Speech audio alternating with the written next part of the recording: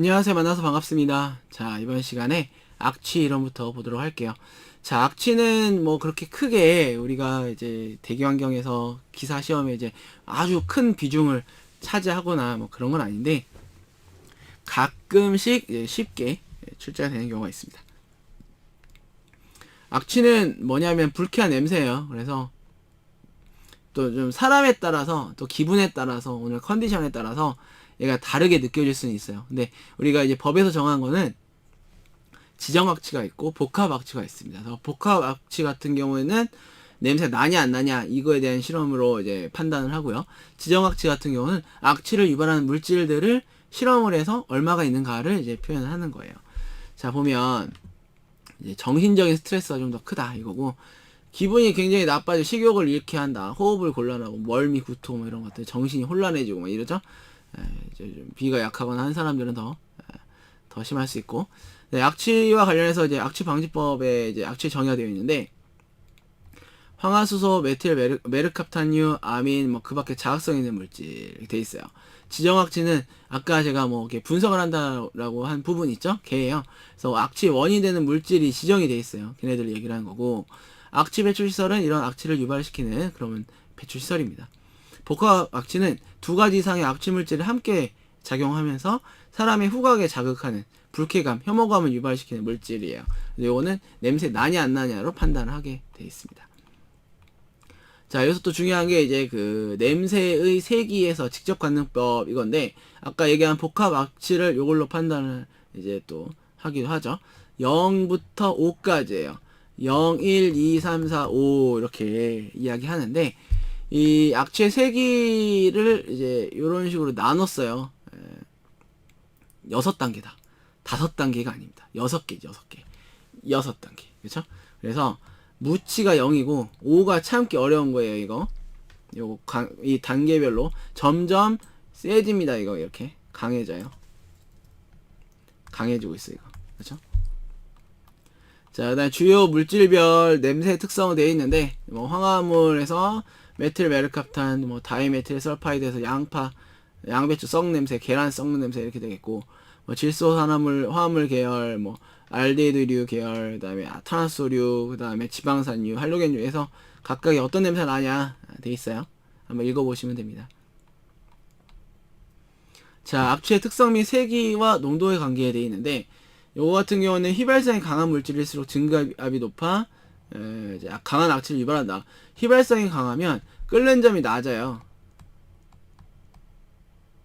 끓는 점이 낮다는 얘기는 증기압이 높다는 얘기예요. 그래서 증기가 발생하는 압력이거든요. 높겠지 당연히. 강한 악취를 유발한다. 자, 그 다음에 침류성과 치수성을 나타내는 흡착이 잘 되는 편에 속하고, 분자의 구조에 따라 냄새를 결정짓게 되며 불포화 정도가 클수록 냄새가 심하게 되겠습니다. 자, 골격이 되는 탄소수는 저분자일수록 관능기 특유의 냄새 강하고 자극적이며 8에서 13에서 가장 향기가 강하다. 탄소의 수를 얘기를 하고요. 수산기의 수는 한개일 때 가장 강하고, 수가 증가하게 되면 약해져서 무치에 이른다 돼 있어요. 그 다음에 뭐 파라핀 계열 CS2를 제외하고는 일반적 자외선을 강하게 흡수하는 그런 특징을 갖게 되겠습니다.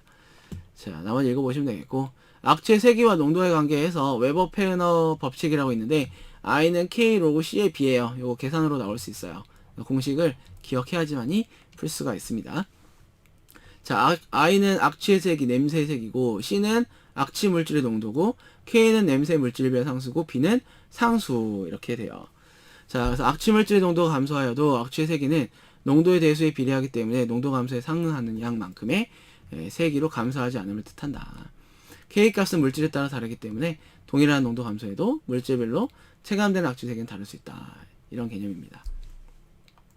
자, 다음 악취 방지 기술 되어 있는데, 악취 발생의 요인에 개선되어 있어요. 악취 물질의 증발 방지 대책에서 유기용제 등 휘발성이 높은 악취 물질은 저장시설, 보관용기 등에서 증발 누출되지 않도록 해야 한다. 당연한 얘기죠. 그 다음에 이제 건물에서 악취가 안 나도록 하기 위해서 에어 커튼이라든지 후드, 덕트 이런 것들을 이제 설치를 하게 되는 거고, 대기의 확산, 희석, 유해가스 대책과는 이제 다르게 악취 농도를 감지 농도 이하로 이제 줄이면 됩니다. 그래서 이거는 이제 근본적인 건 아니지만 확산을 시켜서 냄새를 희석하는 그런 개념이죠. 자, 그 다음에 악취가 적은 물질로의 전환돼 있는데 안 나는 거 써라 이런 얘기가 되겠어요. 그리고 악취를 처리하는 기술에는 뭐 여러 가지가 있는데 그 중에서도 연소법, 흡수법, 흡착법, 생물타치법, 마스킹법. 이 마스킹법 같은 경우는 다른 냄새를 덮어버리는 거예요, 이게. 그 다음에 이런 물리흡착법 이런 것들이 좀 주로 사용이 되고 있습니다. 그리고 희석을 해서 아까 얘기한 것처럼 감지가 안 되도록 하는 그런 방법도 있고요. 그 다음에 촉매를 이용해서 260에서 460 정도로 산화 처리할 수 있는 그런 방법도 있고, 유기성의 냄새 유발 물질을 태워서 산화시키면 완전 연소 농도 연소가 될 때까지 냄새 강도를 줄일 수가 있다. 불완전 연소 시 악취가 더 심할 수 있는 그런 특징도 있게 되겠습니다. 산화법은 이제 산화제를 이용해요. 얘네들이 다 산화제예요. 근데 얘가 여기서만 나오는 게 아니라 다른 데서도 이제 이 산화와 관련된 내용으로 이런 산화제들이 있다. 예, 요 내용들이 있거든요. 그래서 산화제 어떤 게 있는지 한번 잘 보셨으면 좋겠고요. 자, 그 다음에 마스킹법, 위장법이라고 하는데 다른 냄새로 위장하는 거예요. 악취발 물질을 제거하지 못하기 때문에 뭐 좀 부적 원칙상 이제 없어지는 건 아니죠. 그러니까 잡아오는 건 아니고 희석만 하는 거기 때문에 뭐 독성이 있는 경우에는 좀 부적합한 그런 부분입니다. 자, 그다음 여기는 이제 그 휘발성 유기화합물에 처리해서 VOC예요. 근데 이 악취를 그러니까 냄새가 난다 이거와 휘발성이 있다라는 개념을 좀 비슷하게 볼 수 있어요. 왜냐하면 얘들이 다 어떻게 보면 좀 방향족의 어떤 그런 개념으로 볼 수 있거든요. VOC 같은 경우 방향적 탄화수들이 좀 있고요. 그다음에 우리 악취 유발 물질은 뭐 항상 그건 아니지만 이 향기가 난다란 냄새가 난다는 말 자체가 끓는 점이 낮고 휘발성이 높은 어떤 경우에 대부분 해당해요. 그래서 좀 비슷할 수 있는데 이것도 처리 방법도 좀 유사한 부분이 있어요. 뭐냐면 고온으로 직접 연소시킨다 이거고, 연령량이 높은 물질을 함유한 가스에 효과적으로 적용된다. 다량의 가스를 경제적으로 처리할 수가 있고, 배출가스 흐름을 유동적으로 원활하게 할 수 있다 이거죠.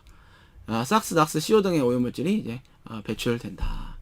열자 산화 처리인데 요것도 비슷합니다. 고온 영역에 이건 열을 이용한 방법이에요. 이건 연소를 시키는 거고, 그래서 연소와 열을 이용한 방법은 좀 차이가 있는데, 연소는 화염이고요.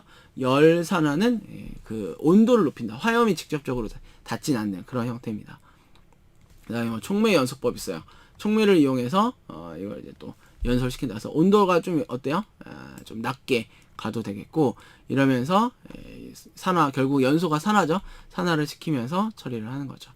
흡수가 있는데 요거 같은 경우는 이제 선택적으로 흡수가 되는 애들인 경우에는 이 흡수에 의한 처리가 돼요. 그래서 흡수제로는 물이라든지 암모니아, NaOH, 뭐 VOC 특성에 따라서 선택적으로 사용된다. 얘네들이랑 친한 애들이 잡혀오는 거예요. 그리고 흡착이 있는데 흡착이 잘 된 애들을 이제 처리합니다. 그래서 활성탄을 이용해서 하고는 거고, VOC의 제거율이 이제 높고 장치 간단한 운전 용이하다. 재생이 어려운 물질은 또 좀 적용은 좀 어렵고요. 그 다음에 고농도인 경우는 고농도 흡착률이 낮은 가스는 이제 수명을 좀 감소시키고 교환 주기가 짧아집니다. 그래서 암모니아, 아민, 알데류 이런 애들은 활성탄의 흡착이 되는 게 좀 낮기 때문에 좀 제거가 어렵고, 흡착률이 낮은 애들이 있고 높은 애들이 있어요. 높은 애들이 잘 된다는 얘기죠. 얘는 잘 안 돼요. 그래서 불포화, 지방족, 탄화수류 이런 애들은 제거가 좀 잘 안 되는 그런 편입니다. 생물 여가인데 여가와 미생물이 합쳐져 있는 그런 개념이라고 보시면 돼요. 그래서 미생물의 산화 과정이 여기 이제 있고, 오염부산물이나 CO나 낙스 등을 포함하여 생성된 오염부산물이 적거나 이제 없다. 그래서 습도 주의해야 돼. 이거는 이제 미생물을 키워야 되니까 이런 내용들이 있습니다.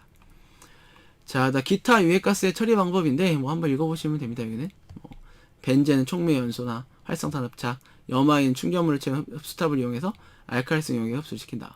크롬산 미스트, 비교적 입자가 크고 친수성이다. 수세법, 비소는 알칼리 용액 세정, 시아나수소 물에 대한 용해도 크기 때문에 가스를 물로 세정하여 처리한다 되어 있습니다. 아크로레인 그대로 흡수가 불가능하며 NaClO 등의 산화제를 혼입한 가성소다 가스로 흡수 제거한다 되어 있고, CO 백근계 촉매, 그 다음에 이황화탄소 암모니아를 넣어서 제거한다. 브롬은 염기수용에 의한 흡수법으로 제거한다. 이렇게 되겠습니다. 자, 이번 시간 여기까지 해서 마치도록 하고요. 다음 시간 이어서 또 내용 보도록 할게요. 감사합니다.